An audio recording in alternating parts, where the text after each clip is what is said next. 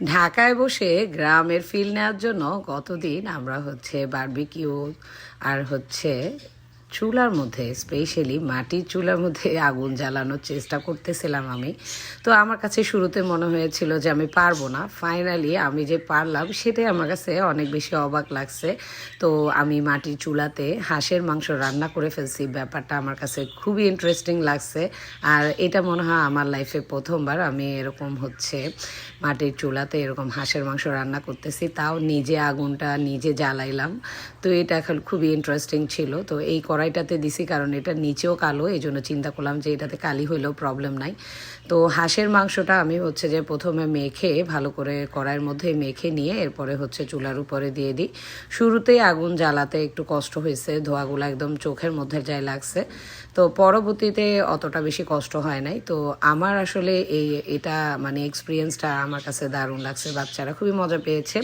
আর বারবিকিউর এই চুলাটা রিসেন্ট আমরা নিয়েছিলাম মাত্র 1300 টাকা দিয়ে, এটাও অনেক বেশি ভালো কাজে আসতেছে আমাদের। তো সেদিন আমরা 3টা ফার্মের মুরগির বারবিকিউ করেছিলাম, আর একটা কক মুরগি ছিল অলমোস্ট 4টা। তো আমি এখানে বসে বসেই সব করে ফেললাম। এটা আমার কাছে খুবই মজার লেগেছে, যে আমি পারবো কি না সেটা নিয়ে আমি খুবই টেনশনে ছিলাম, বাট আমি যে পারলাম এটাই বেশি ইন্টারেস্টিং ছিল।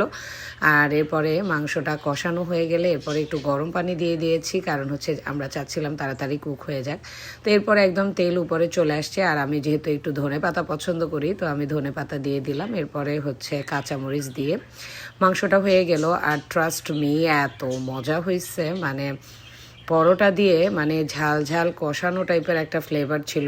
তো সেটা খেতে আসলে অনেক বেশি মজার ছিল। আর আমার আম্মু খেয়েছে ভাত দিয়ে, এই যে দেখতেই পাচ্ছেন মাংসটা পুরোপুরি এখন একদম কুক হয়ে গেছে, ঝোলগুলো একদম মানে সেই লেভেলের মজা ছিল। তো আমার রান্না যে এত মজা আমি নিজে অবাক হয়েছি। তো চিন্তা করলাম যে আরও একবার ট্রাই করব। খুবই মজার, এভাবে করে বাসায় বসে আপনারা একটু গ্রামের মাটির চুলার খাবারের ফিল নিতে পারবেন, এরকম একটা চুলা বানিয়ে নিতে পারেন। এটা বারবিকিউ চিকেনটা ছিল, আর এটা আমি খাচ্ছিলাম সালাদ, হাঁসের মাংস আর পরোটা।